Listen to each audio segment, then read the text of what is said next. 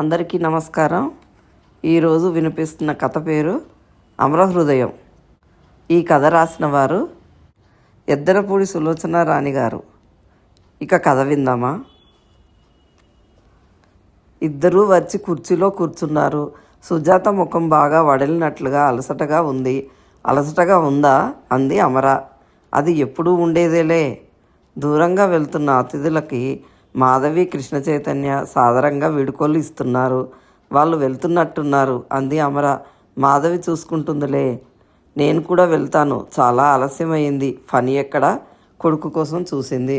అక్కడ ఉన్నాడులే, కంగారు పడకు. నీతో మాట్లాడటానికి అసలు టైం లేకపోయింది. ఈ పార్టీలు అంటే ఇంతే అంది సుజాత. అలా అనకు, నేను వచ్చినప్పటి నుంచి నన్ను నువ్వు చూసుకుంటూనే ఉన్నావు. సుభద్రమ్మ గారితో కూర్చున్నానుగా అంటూ సర్ది చెప్పింది. సుజాత దగ్గరికి వెళ్తున్నాం సుజాత గారు అంటూ ఒక ఆమె పిల్లలతో చెప్పడానికి వచ్చింది. చాలా థ్యాంక్స్ అండి. మా ఇంటికి రండి, మీరు, మీ వారు, మీ రాజా. తప్పకుండా వస్తామండి అంది సుజాత. పెదవులు నవ్వటమే తప్ప ఆ నవ్వులో జీవం లేనంత అలసట దాగుంది. వెళ్ళి వస్తాను. మా వారు ఊర్లో లేరుగా. క్యాంపు నుండి ఉదయం కూడా ఫోన్ చేశారు, బర్త్డేకి వెళ్ళిరా అని. ఇదిగో రాత్రికి మళ్ళీ వెళ్ళావా లేదా అని చేస్తారు. ఫోన్ వస్తుంది, వెళ్ళాలి. చాలా థ్యాంక్స్ అండి అంది సుజాత. వచ్చిన వాళ్ళు వెళ్ళిపోయారు. సుజాత కుర్చీలో కూలబడి అమరను చూస్తూ నవ్వు ముఖం పెట్టి నా బుగ్గలు పీక్కపోతున్నాయి, నొప్పి పుడుతున్నాయి అంది. అదేమిటి సుజా? అంతే అమర, నాకేమిటో బోరుగా అనిపిస్తుంది. ఏదైనా ఫంక్షన్కి వెళ్ళాలంటే వారం రోజుల ముందు నుంచే దిగులుగా ఉంటుంది. ఆ మర్యాద నవ్వులు, ఎక్కువసేపు నవ్వలేను. నవ్వుతూ ఉండకపోతే అబద్ధం చేసుకుంటారేమోనని భయం. ఇక మా ఇంట్లో ఫంక్షన్ అంటే చెప్పనవసరం లేదు. నువ్వు సరిగ్గా తిన్నావా?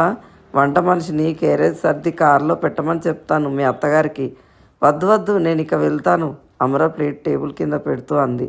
నేను ఆయన వచ్చి దింపుదాం అంది సుజాత. వద్దు సుజా. అమర ప్లీజ్, ఎక్కువగా వాదించలేను, ఓపిక లేదు. నేను మళ్ళా తీరిక చేసుకుని వస్తాను మీ ఇంటికి. ఇప్పుడు మాత్రం జస్ట్ డ్రాప్ చేసి వచ్చేస్తాం. అవసరం లేదు సుజా, నువ్వు రెస్ట్ తీసుకో. బాగా అలసిపోయి ఉన్నావు. అలసటగా ఉన్నమాట నిజమే, కానీ నీతో కలిసి కూర్చుంటే హాయిగా ఉంది. నేను ఆయనకి మధ్యాహ్నమే అమరాని మన ఇద్దరం దింపాలి అని చెప్పాను. ఆయన నా మాట కాదనరు. దేవుడు అనుకో, నా అదృష్టం ఆయన దొరకడం. ఆయనని శ్రమ పెట్టడం భావ్యమా? నా సంతోషం కోసం ఏదైనా చేస్తారు. శ్రమ అనుకోరులే అమరా. మా ఆడపడుచు మాటలు పట్టించుకోవద్దు. లేదు లేదు, నేనేం పట్టించుకోను అంది అమర. కృష్ణ చైతన్య అందరినీ పంపి వచ్చేసరికి 11 గంటలు దాటింది. అమర, సుజాత కూర్చొని ఉన్నారు. ఫనీ ఉయ్యాల్లో కూర్చొని ఊగుతుంటే రాజా ఊపు వేస్తున్నాడు. సారీ లేట్ అయిందా? కృష్ణ చైతన్య కారు తాళాలు తీసుకుని వచ్చాడు. మేము కబుర్లు చెప్పుకున్నాం అంది సుజాత. అయితే పర్వాలేదు. రాజా కేక పెట్టాడు. Coming daddy. రాజా పరుగున వచ్చాడు. ఫనీ కూడా వెంటనే వచ్చాడు. అక్కడికి మాధవి వచ్చింది. మధు, ఇప్పుడే వస్తాం అన్నాడు కృష్ణ చైతన్య. ఎక్కడికి వెళ్తున్నారు ఇప్పుడు అంది ఆశ్చర్యంగా. వీరిని దింపి వస్తాం అమరవైపు చూపిస్తూ అన్నాడు. వదినా, నువ్వు అంత అలసిపోయావు, వెళ్ళకపోతే మర్యాద తగ్గుతుందా? తీవ్రంగా అంది మాధవి. మధు, సుజాత భయంగా జవాబు చెప్పలేనట్టుగా చూసింది. వెళ్ళి వస్తాం మధు, బయలుదేరి రాజా అన్నాడు కృష్ణ చైతన్య. ఆ కంఠస్వరం సగం నచ్చజెప్పడంగా సగం నిర్ణయాధికారంగా ఉంది. నేను వెనకే కూర్చుంటాను, కారు ఎక్కుతూ అంది సుజాత. నేను డాడీతోనే. రాజా ముందు సీట్లోకి ఎక్కాడు. కృష్ణ చైతన్య డ్రైవ్ చేస్తున్నాడు. సుజాత అమర చేయి 2 చేతులతో పట్టుకొని కూర్చుంది. అమర, చాలా బోరుగా అనిపించిందా? లేదు లేదు అంది అమర. ఈసారి వచ్చినప్పుడు నీతో చాలా కబుర్లు, నా తృప్తి తీరా చెబుతాను హామీ ఇచ్చింది సుజాత. అరగంటలో కారు అమర వాళ్ళ సందులో వాళ్ళ ఇంటి ముందు వచ్చి ఆగింది. నిద్రపోతున్న కుక్కలు లేచి వీధి దద్దరిల్లేలా ఒకటే మురగసాగినాయి. అమర, ఫనీ కారులోంచి దిగారు. ఇంకోసారి వస్తాం, ఇప్పటికి వెళ్ళిపోతాం సుజాత అంది. సుజాత దిగి వెళ్ళి భర్త పక్కన కూర్చుంది. కృష్ణ చైతన్య కారు డిక్కి తెరిచాడు. ఫనీ, ఇలా రామ్మా అన్నాడు. అందులోంచి బుట్ట ఒకటి తీసి ఫనీ చేతులకు ఇస్తూ, జాగ్రత్త, బరువు మోయగలవా? నేను పట్టుకురానా అని అడిగాడు. వద్దు, నేను మోస్తాను అన్నాడు ఉత్సాహంగా. రాజా అప్పటికే కారులో నిద్రపోయాడు. అమరని, ఫనీని దించి సుజాత వాళ్ళు వెళ్ళిపోయారు. కుక్కలు కారు వెంట మోగుతూ వెంటపడ్డాయి. ఫనీ రాయి వెతికి వాటిని చీ నడు అని కొట్టాడు. రాయి కుక్కకు తగిలి అది కుయ్యి అంటూ తోక ముడిచి పరిగెత్తింది. అమర వచ్చి తలుపు తట్టింది. దుర్గమ్మ పలకలేదు. అత్తయ్య పిలిచింది. లేచిన శబ్దం వినరాలేదు.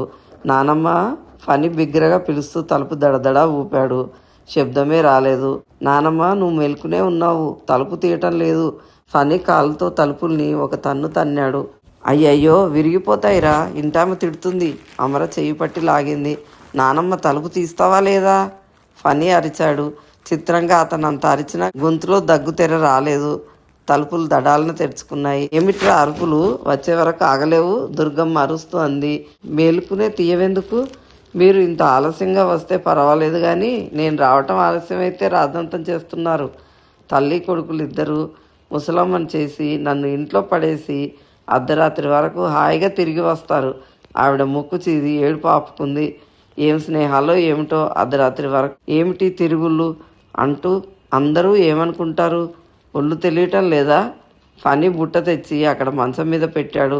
ఇంత ఆలస్యం అవుతుందని అనుకోలేదు అత్తయ్య, అమర క్షమాపణగా అంది. ఏమిటా బుట్ట? అంది దుర్గమ్మ. సుజాత మీకోసం భోజనం పంపింది. ఫణి బుట్ట తీశాడు. అందులో పెద్ద స్టీల్ క్యారేజీ ఉంది. చాలా పొట్లాలు ఉన్నాయి. ఫణి పొట్లాలు విప్పాడు. లడ్డూలు, కాజాలు, స్వీట్స్, వాటితో గుమగుమ ఇల్లంతా వ్యాపించింది. క్యారియర్ కింద పెట్టి విప్పాడు. అన్నం, కూరలు, సాంబార్, వెజిటబుల్ బిర్యానీ, పూరీలు, చట్నీలు, కొబ్బరి పెరుగు పచ్చడి, కేక్ ముక్కలు. వరుసగా లిస్టు చదివినట్టు చెప్పిన ఫణి తలెత్తి, అమ్మ, నేను మళ్ళీ అన్నం తింటానే, అక్కడ తిన్నది అరిగిపోయింది అన్నాడు. దుర్గమ్మ ముక్కుపూటలని ఆ గుమగుమ బహు ఆనందపరిచింది. ఆవిడ సంబరంగా చూస్తూ, ఏమిటి, నా కోసం భోజనం పంపిందా? నిన్ననే అనుకున్నాను నీ స్నేహితురాలు చాలా మంచి పిల్లని.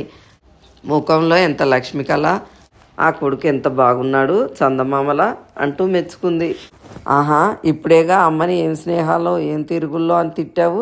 ఫణి వెక్కిరిస్తూ చేతులు తిప్పాడు. ఊరికే అన్నానురా, ఇంతసేపు రాకపోతే నాకు భయం వేసింది. ఏమైపోయారో అనుకున్నాను. మీ నాన్న యాక్సిడెంట్ గుర్తుకు వచ్చి ఏడ్చాను.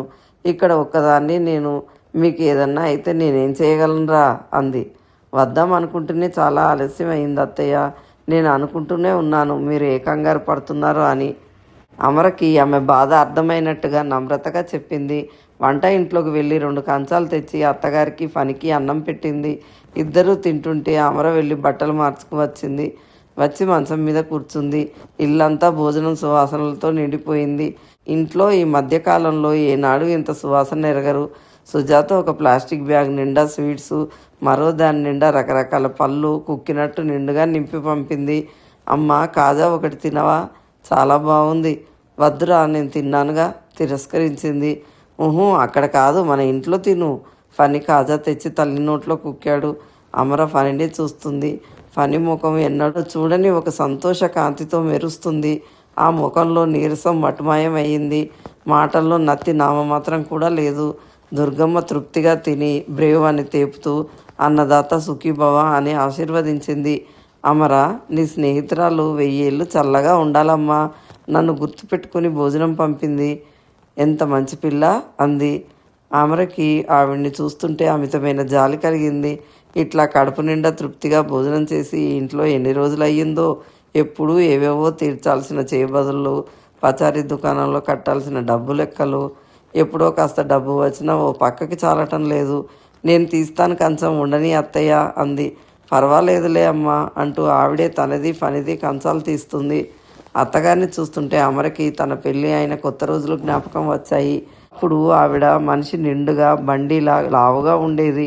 అనుకోకుండా ఇంటికి అపరాహ్నం వేళ వచ్చిన బంధువులకి నిమిషాల మీద వంట చేసి వడ్డిస్తూ, తినండర్రా, మొహమాట పడకండి, పెట్టడంలో నా గొప్ప ఏం లేదు, అంతా దేవుడిచ్చినదే, మీ ప్రాప్తం అంటూ కబుర్లు చెప్తూ జరీ చెంగు దోపుకొని ఆవిడ ఎదుటవారి ఆకలి గుర్తుంచి భారీగా వడ్డించడం అమరకి ఇప్పుడు చూసినట్టే ఉంది.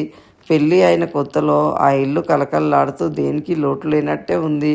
3 నెలలకే ఆయన యాక్సిడెంట్ అవ్వటం, తర్వాత బ్యాంకులో ఆయన పేరిట ఇల్లు కట్టడానికి తీసుకున్న లోన్ పైకం, పినతండ్రి కూతురు పెళ్లి అవసరానికి సర్దడం, ఆయన పోయిన తర్వాత వాళ్ళు ఆ డబ్బు ఎగ్గొడితే పునాదులు వేసి రూఫ్ వరకు వచ్చిన ఇల్లు అమ్మేసి బ్యాంకు అప్పు తీర్చడం అంతా కలలా జరిగిపోయింది.